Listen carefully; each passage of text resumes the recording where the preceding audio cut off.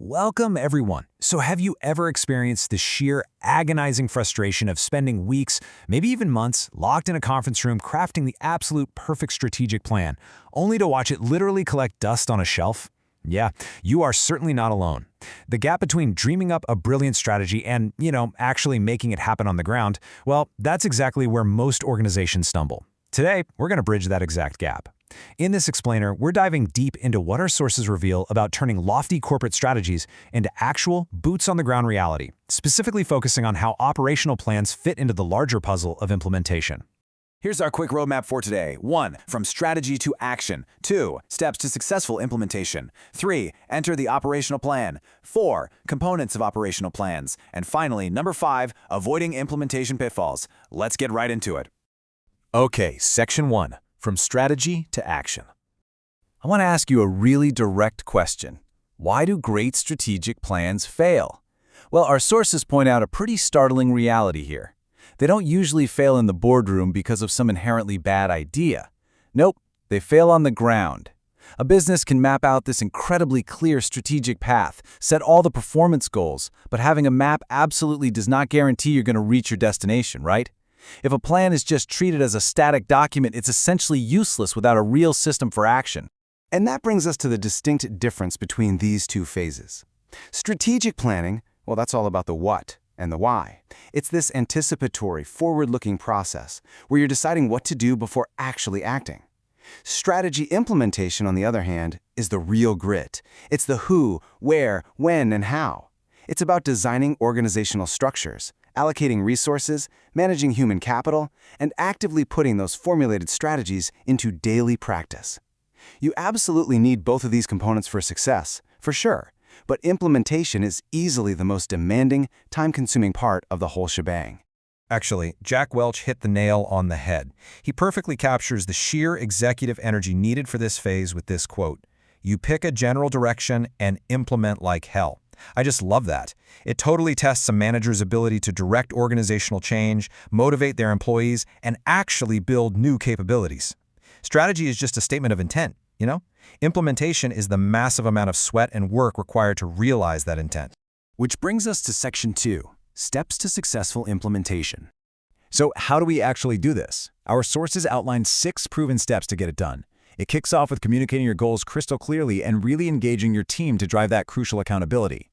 Then comes the execution phase, actually allocating the resources and, this is key, staying agile for when those unforeseen issues inevitably pop up, because they will. Finally, you get closure with your team and conduct a retrospective to uncover those valuable lessons learned. The big takeaway here, implementation isn't just a one-and-done single event. It is a dynamic, living reality that requires constant feedback and regular status updates. And here's a really interesting point. It turns out people actually like to be paid for the new things you're asking them to do. Who knew, right? If you want successful implementation, you absolutely must tie employee compensation and performance directly to those new strategic goals. It's not just about rewarding people based on their level in the hierarchy. It's about linking their pay to the strategy itself. This ensures your team remains satisfied, motivated, and frankly, fundamentally less resistant to the changes the new strategy is bringing. If your reward structure isn't aligned with your strategy, the execution is going to falter. Period. Moving right along to Section 3, enter the operational plan. If those 6 implementation steps we just talked about are the engine of your strategy, well, the operational plan is the actual fuel. Notice how this all builds through the hierarchy of strategic decision-making. Right at the very top, you have corporate strategy. Think of a CEO deciding to enter a completely new industry. Just below that is business strategy, which is figuring out how to actually compete in that specific market. Next down is functional strategy, where departments like HR or marketing figure out how to support the business goals. And finally, at the very foundation, we hit the operational strategy.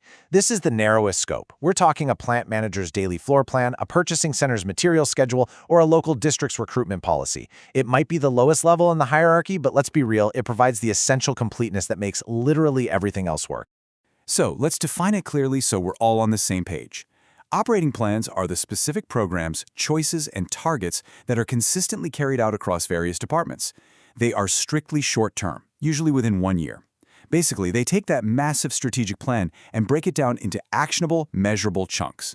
As authors Bossidy and Charon explained in our sources, an operating plan includes things like the actual product launches, the specific marketing plan, the manufacturing plan that dictates exact production outputs, and the productivity plan to improve efficiency.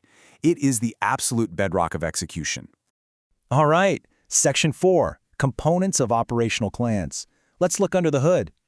Look at how highly specific these decisions get when you're, say, on a production floor. Product mix dictates exactly what you're producing today to meet current customer demand. Capacity is all about optimizing your physical assets.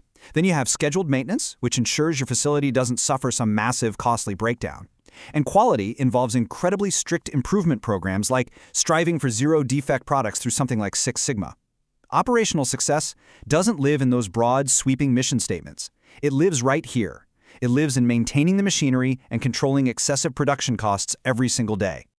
Now, all of those operational targets must be anchored in reality, which means they have to be built into an annual operating budget. This budget basically acts as a pro forma profit and loss statement for the year. It tracks high-level financial targets like sales growth, right alongside those deeply granular operational metrics we just mentioned, like inventory turns and defect rates. And importantly, this budget is divided up into quarters and months. Why? To permit continual monitoring and catch any variances super early. It acts as both a reliable forecast and a measurable target to keep everyone on track. And finally, we arrive at Section 5, Avoiding Implementation Pitfalls. Our sources offer a pretty stark warning on where execution tends to collapse. The number one culprit? A complete lack of ownership. Listen, if no one specifically owns a metric, it's just not going to happen. Add to that poor communication, frontline staff who lack the actual authority to make changes, and managers getting totally trapped in the daily weeds while losing sight of the long-term objective. Without crystal clear communication and empowered, accountable owners, even the most meticulous, perfectly crafted operational plan will simply collapse. So let's wrap up with this. Your company almost certainly has a strategic plan. You probably know the what and the why. But do you have the granular, well-funded, properly structured operational plan to actually build it? Are you just dreaming up strategies in the boardroom, or is your workforce genuinely equipped to execute them every single day? It's a tough question, but it might be time to start bridging that gap. Thanks for joining me on this explainer, and I'll catch you next time.